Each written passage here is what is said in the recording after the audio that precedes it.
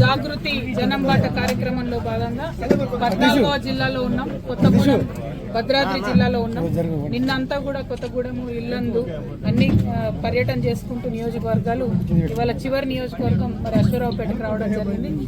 వస్తానే పామాయిలకు సంబంధించినటువంటి రైతులు వారి కష్టాలు 6 సంవత్సరాలు వేసుకున్నటువంటి పంటను కాపాడుకొని అది మొత్తం కూడా చెట్లని గొడ్డు చెట్లని తెలిసి పామాయిల్ రైతులు అశ్వరావుపేట నియోజకవర్గంలో మొత్తం వినాయకపురంలో అన్ని చోట్ల ఇంకా చాలా మండలాల్లో కూడా వాళ్ళంతా పంటను కొట్టేసుకుంటున్నటువంటి పరిస్థితి కనపడతా ఉంది. మరి 2020 నుంచి 2024 మధ్యలో ఏదైతే ఆయిల్ ఫెడ్ ఇచ్చినటువంటి విత్తనాలే నాసిరకంగా ఉంటే మరి రైతులు ఎవరికి చెప్పాలో అర్థం కాలేటువంటి పరిస్థితుల్లో ఉన్నారు. ఆ రైతుల యొక్క పొలాలని చూసుకొని ఇక్కడ మనం గుమ్మడివెల్లికి రావడం జరిగింది. ఇక్కడ గుమ్మడివెల్లిలో కూడా రైతుల దుఃఖం వర్ణనాతీతంగా ఉంది. ప్రత్యేకించి ఏదైతే పెద్దవాగు ప్రాజెక్టు ఉందో అది 2024లో కొట్టుకుపోయింది. జూలైలో అది కొట్టుకుపోయిన తర్వాత చాలా నాసిరకమైనటువంటి పనులు చేశారు. ఒక రింగ్ బండ్ వేసి పెట్టినారు. మేము వెళ్ళి ప్రత్యక్షంగా పర్యవేక్షణ చేయడం జరిగింది.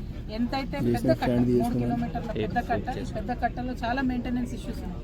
అయినప్పటికీ ఇప్పుడు వేసినటువంటి కొత్త రింగ్ బండ కూడా కనీసం ఒక గట్టి వాననో వరదనో వస్తే తట్టుకునే పరిస్థితి అయితే లేదు. అది ఇంత చీకట్లో మాకే అర్థమైంది. మరి అటువంటి సందర్భాన్ని కూడా ప్రభుత్వం గమనించకపోవడం, ఇంజనీర్లు దానికి పర్మిషన్ ఇవ్వడం, మరి ఈ జిల్లాలో 3 మంత్రులు ఉండి చూస్తూ ఊరుకోవడం అన్నది కరెక్ట్ కాదు.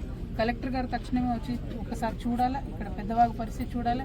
దీని మీద మరి ఏ డిపార్ట్మెంట్తో మాట్లాడతారో, ఇరిగేషన్తో ఎంక్వైరీ చేస్తారో, ఏం చేస్తారో, ఎందుకు ఇంత నాశరకం పనులు చేస్తారు కలెక్టర్ గారు ప్రాథమికంగా అంచనా వేయాలి.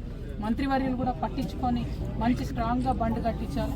ఎట్లా అయితే వెంగళరావు గారు ఆనాడు కట్టించారో ఒక 60 ఏళ్ళు దాదాపుగా సస్టైన్ అయినటువంటి ఈ యొక్క పెద్దవాగు ఇంకా మనం ఇప్పుడు కడితే ఇంకో 60-70 ఏళ్ళు ఉండేటట్టు కట్టాలి తప్పితే ఈ నాశరకం పనులను మేము ఒప్పుకునే ప్రసక్తే లేదు. గుమ్మడివల్లి ప్రజల పక్షాన జాగృతి నిలబడి ఉంటుందని ఈ సందర్భంగా తెలియజేస్తున్నాము. Thank you. జై తెలంగాణ.